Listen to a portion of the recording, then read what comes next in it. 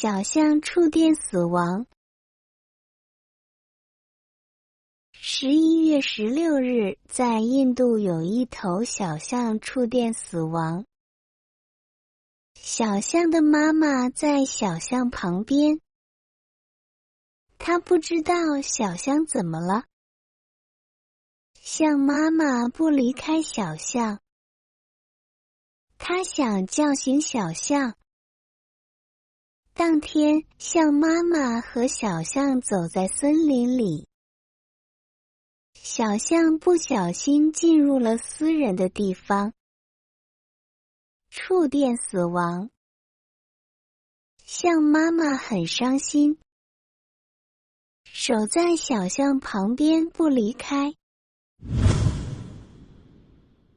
重庆男子想请1万人吃饭。中国重庆有一个男子，名字叫郝帅，今年35岁。他想在10年里请1万个人来他家里吃饭。他说，在他不高兴的时候，他很喜欢做饭。现在有1600多人来他家里吃饭了。他也认识了很多好朋友。猎豹跳上汽车。11月18日，在肯尼亚的一个动物保护区，有2只猎豹跳到了汽车上面。保罗坐在这辆车里，他是一个摄影师。猎豹先是在他的车旁边，后来跳到了车上面，在上面载了20分钟。猎豹在上面，保罗在下面。保罗关上车门车窗，保罗在里面，猎豹在外面。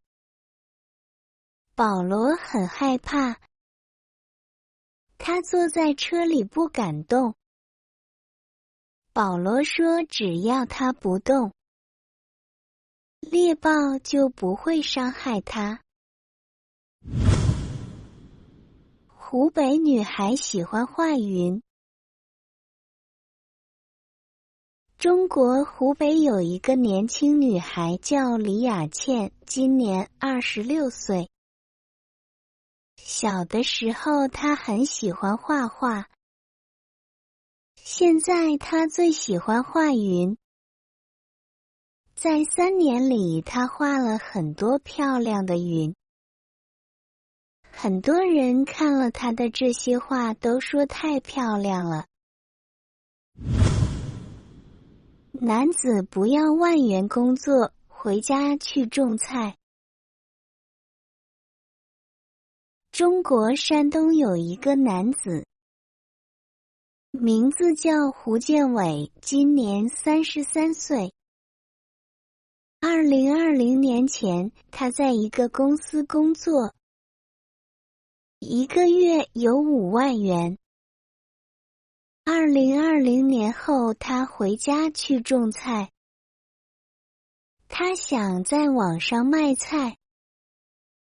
现在有很多人都认识他了，也有很多人买他的菜。